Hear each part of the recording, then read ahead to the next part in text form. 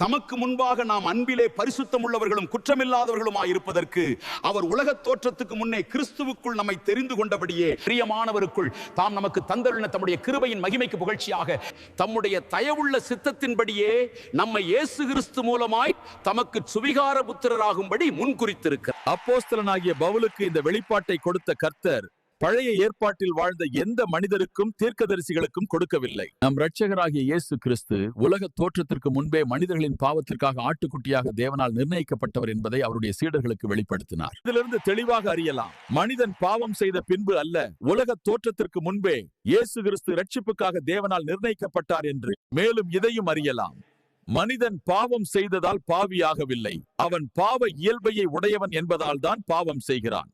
மனிதனை இவ்வாறு சுயாதீனமாக படைத்ததற்கு காரணம் ஆண்டவர் மனிதரிடத்தில் எதிர்பார்க்கும் அன்பே.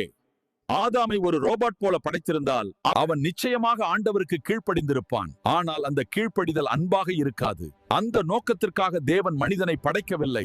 தன் முழு விருப்பத்துடனும் சுதந்திரமான மனதுடனும் அவரை நேசித்து கீழ்ப்படிவதற்காகவே மனிதனை தேவன் படைத்தார். ஆனால் உலகத்தில் பிறந்த எந்த மனிதனாலும் ஆண்டவர் விரும்பும் அந்த பரிபூரண கீழ்ப்படித்தலை தங்களாகவே தங்கள் சுய முயற்சியால் கொண்டு வர முடியாது என்பதை இஸ்ரவேல் ஜனங்களுக்கு கொடுக்கப்பட்ட நியாயப்பிரமாணத்தின் மூலம் முழு உலகிற்கும் தேவன் உணர வைத்தார். ஆகையால் தன் குமாரனாகிய இயேசு கிறிஸ்து மூலமாக அந்த பரிபூரண அன்பும் கீழ்ப்படிதலும் என்ன என்பதை உலகத்திற்கு வெளிப்படுத்தினார். வேதம் கூறுகிறபடி நியாயப்பிரமாணம் மனிதனை நீதிமானாக்குவதற்காக அல்ல, மனிதன் தன் சுய முயற்சியால் நீதிமானாக முடியாது என்பதை வெளிப்படுத்துவதற்காகவே கொடுக்கப்பட்டது. உலகத்தால் நிறைவேற்ற முடியாத நியாயப்பிரமாணத்தை தேவன் தம் பரிசுத்த ஆவியினால் நம்மில் நிறைவேற்றுகிறார்.